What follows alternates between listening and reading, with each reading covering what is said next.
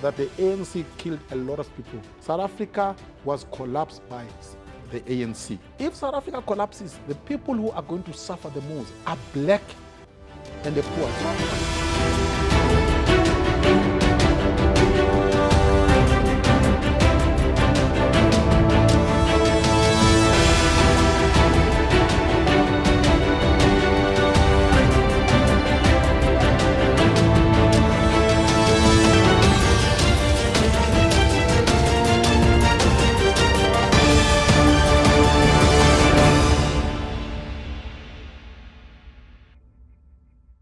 Joining us today, the one and only Mr. Prince Mashele. Prince, welcome back to the State of the Nation. Good to see you, looking well. Thank you very much, Mike, for inviting me. The big recent news is the passing of Prince Mangosuthu Buthulezi. I still remember when he was Gacha Buthulezi and he became Mangosuthu Buthulezi. Then Prince, he was the politician formerly known as Prince Mangosuthu Buthulezi. He obviously he was the founder of the IFP, the Inkatha Freedom Party, and a man who has a very divided story in the South African political scene. Where did you stand on Prince Mangosuthu Buthulezi? Look, let me begin with an important disclosure. When Prince Buthulezi turned 90, he staged a very big celebration party in Durban. It was in the City Hall. And he personally invited me. I went there. I was surprised by the invitation because I didn't quite have a relationship with him, but he did personally invite me, and I had a nice chat with him there. But this man, and I've followed reflections on his life since he passed away. And in the main, the experts are divided into two groups: those who either hated him or those who loved him.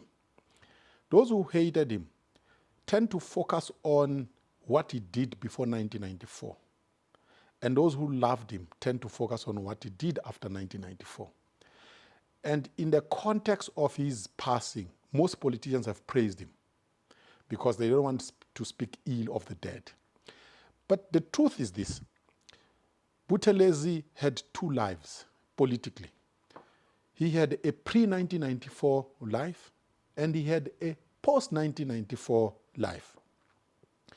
Pre-1994, he actually positioned himself as a leader of Zulus, specifically. He was very clear about it. He actually didn't see himself as a leader of all South Africans. He saw his stage as Zululand. And there, he saw himself as playing a role in the institution of traditional leadership, specifically as it relates to Zulus, number one. But he also saw himself as an extension of Zululand beyond Zululand. So in other words, he saw himself as someone who could create a bridge between the Zulu nation and the outside world. And that is South Africa, South African politics, as well as world politics. Remember, he met world leaders during apartheid. And in that period, he collaborated with apartheid, with the apartheid government, as long as his corner, that is Zululand, was safe and was untouched. Number one. Number two, he also led an organization that committed violence and killings, that is the IFP. We know that the IFP was engaged in clashes with the ANC in the 1980s and the 1990s. And the IFP during that period killed a lot of black people. And there was a hand of apartheid, by the way, behind that. And there are findings made by the TRC with regard to this. So that's the first chapter of Buthulezi. But he was a very good reader of political periods. He behaved the way he did because at the time he never imagined that South Africa could actually make a transition from apartheid to democracy. When that happened in 1994, he changed, completely changed. He had the capacity of causing trouble, especially in the early years after 1994. He didn't do it. He instead participated in the transition, and he was actually a minister in the ANC-led government, and he promoted national unity and reconciliation. And this is very important not to sweep under the carpet. From that moment on, that is 1994, up to his death, Buthulezi was an exemplary statesman. He always advocated for peace, and he actually showed respect to all leaders of South Africa since 1994. So in my view, that is how we should reflect on the life of Buthulezi as someone who had two lives, who collaborated with apartheid during apartheid, who also led an organization that killed people during apartheid, but who reinvented himself post-1994 and became a good man and a good statesman. There was a third Buthulezi, I feel. The third Buthulezi lies in between, and literally lies in between almost on the timeline. And that was from the moment that we were heading towards the miracle of 1990, the ANC being unbanned and all of these organizations being unbanned, Nelson Mandela coming out of jail. Mangosuthu Buthulezi was an extremely popular person in South Africa outside of just his Zulu constituency. And he had tremendous support from many quarters in the country. So much so that he possibly could have been an influential player leading up to the CODESA talks, during the CODESA talks, and the IFP could even have been a factor in the elections. But at that point in time, he seemed to choose not to play this game. Do you think that was wrapped up in his whole idea of being the spokesperson for the Zulu kingdom? No, he understood. By the way, that Buthulezi that you're describing actually never existed. I disagree with you on that one. The people who seemed to support Buthulezi outside the Zulu nation in that period of transition were actually not supporting him as a leader of the entire, as a potential leader of the entire South Africa. No. They were supporting him as a representative of what those people were imagining in the corners they occupied of South Africa. So in other words, so if you had some Tswana people supporting Buthulezi, it is because they actually didn't want to be an overarching South African unitary political system. Because they saw Buthulezi as an advocate of federalism, which is what he was during that period, by the way. He wanted South Africa to be balkanized in order for him to lead and retain Zululand. So they associated themselves with what Buthulezi stood for. They necessarily did not see him as their leader. So that's what most people misread, to think that maybe they see him as their leader. No, they actually wanted to lead and govern themselves from where they are, and Buthulezi as a vocal spokesperson of a federalist system, they threw their support behind him. So he himself never understood himself to be a leader of all South Africans. He saw himself as a leader of Zulu. So that is where I differ with him. But he realized that the train was leaving him behind. Remember, in the first elections, that the IFP, actually, there was a sticker which had to be pasted on the ballot paper, because the IFP came to the party late. But he realized that if he allows the train to leave himself behind, he could be in trouble, which is why he had to jump onto the bandwagon. Yeah, and moving forward, before we leave the legacy of Buthulezi, the 1994 election happens. There was some convenient scoring on the vote. That's a whole separate discussion. Everybody got the thresholds that they needed.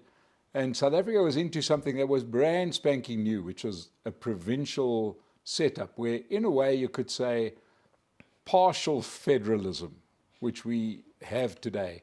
And it could, in the fullness of time, tend more towards federalism if one looks at the Western Cape, and if the ANC does lose its hegemony over the country, you could very well see South Africa federalizing more. But let's go back to 1994. The IFP do manage to secure the majority in KZN and form the first provincial government, right? Correct. And that government was racked with maladministration, corruption, gross expenditure. I remember the leader catching a helicopter every day to the office and back. And all of those scandals, Buthulezi was quite comfortable in never addressing. Yeah, look, I mean, let's go back to the political arrangement that was agreed upon in the CODESA negotiations. As you know, in the main, there were two blocks. The first block was, let's federalize South Africa. Let's balkanize it into different parts and give it to different types of people. That was the first, and Buthulezi was part of that bandwagon. The conservative part of white society was also pushing for that idea. And the ANC came from the other side to say, let's have a unitary political system. In other words, you need one country, don't balkanize it. But there was a compromise, which is why, if you look at the setup, the National Assembly, which unites everything, and then you've got the National Council of Provinces, which represents provinces, which is actually reflects an element of federalism. Now, you are correct that the IFP ran KwaZulu-Natal from 1994 up to 1999. And you are right that there was corruption in that government. You see, the thing about the IFP is that Buthulezi, as the leader of KwaZulu during apartheid, the IFP had never run a modern arrangement.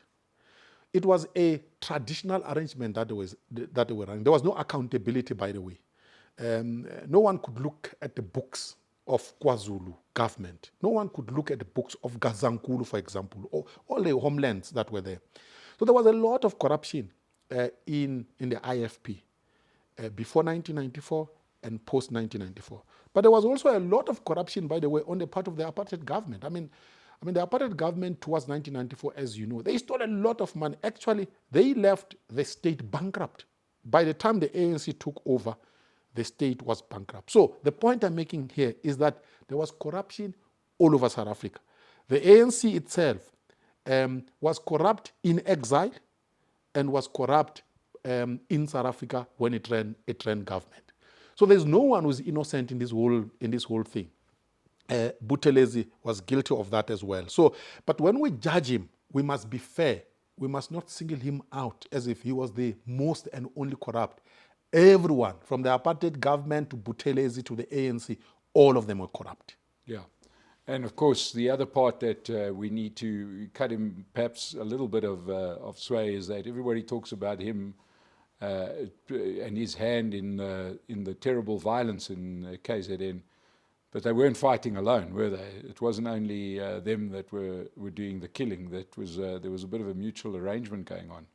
Yeah, look, the ANC wants obviously to project the IFP as the killers, as if the ANC didn't kill anyone. We know, by the way, that the ANC killed a lot of people, not only in the clash between the IFP and the ANC, but also in exile. There are lots of skeletons that the ANC is sitting on, by the way. So this idea that it's only the IFP that was doing the killing, it's actually untrue. The ANC also did kill, but the IFP did kill as well. Yeah. So, and I think that what we have done as a country to close that chapter and say, you know what, let's move on, I think it's the best thing that we have done to ourselves. If we didn't close that chapter, we would have continued to murder each other. Maybe you and I would not be sitting where we are. Well, let's roll forward, because obviously a lot of water flows under the bridge, and these are, that now we almost have to look at that time through a historic lens. But what's happened since then is South Africa has been South Africa, and we had some good times followed by some very, very bad times.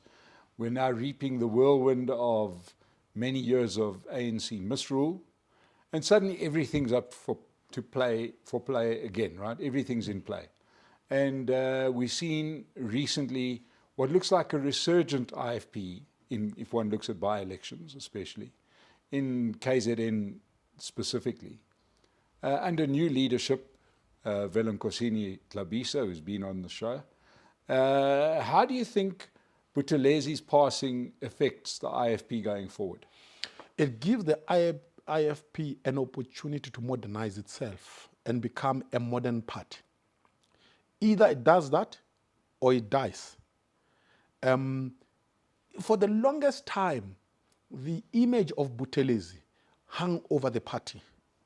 And now that he is gone, the party must show itself to be a party that can survive beyond the image of one man. That is where the IFP stands now. And in my view, by the way, is that the IFP is going to be the most important player post the elections next year. Not because of Buthulezi, but because of the reversals that will be made by the ANC in KwaZulu-Natal. You see, if you want to understand KwaZulu-Natal, you can't understand KwaZulu-Natal without placing tribe at the center of politics there.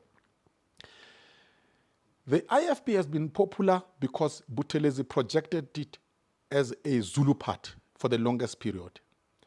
And then comes the ANC, and the ANC struggled to make inroads until Jacob Zuma became prominent as a leader of the ANC. And then there was a perception on the part of some Zulus that now we have our man who has the potential to be the leader of South Africa, therefore let's vote for the ANC. And then you get to a point where that Zulu leader, Jacob Zuma, is seen to be persecuted by a vendor leader, that is Cyril Ramaphosa. And then there's a shift in the psychology of the Zulus who voted the ANC and say, we cannot support a party that is persecuting our leader, who happens to be Jacob Zuma. So you saw a rise in the ANC when Jacob Zuma rose to become president of the ANC and the country. You are now seeing a reversal because Jacob Zuma is perceived to be persecuted. So in my view, next year the ANC is going to suffer electorally and the IFP is going to gain. Why? Because those who voted the ANC expecting Zuma to be president are now looking for a home that is Zulu. And the IFP is the natural choice, given its historical standing in KwaZulu. Do you think Hlabisa has what it takes to modernize the IFP? To be honest, I don't think so. I think it belongs to the past. The younger generation, someone will have to emerge from the younger generation who's going to modernize it. Maybe the chairperson of Scopa, the young chap, has that potential, but it will take years to do so. But I think Hlabisa belongs to the past and is also not charismatic enough. You know, Buthulezi was very charismatic and Hlabisa is not at that level. Yeah, he does seem, he is a school teacher, the principal, and he is a very nice guy, but as you say, we're living in a modern world. And much, I suppose, like America, where you've got elections next year, which look like it's going to be contested by two 80-year-olds. South Africa is starting to look where our leaders are not reflecting our demographics. Yeah, but that era is coming to an end in South Africa.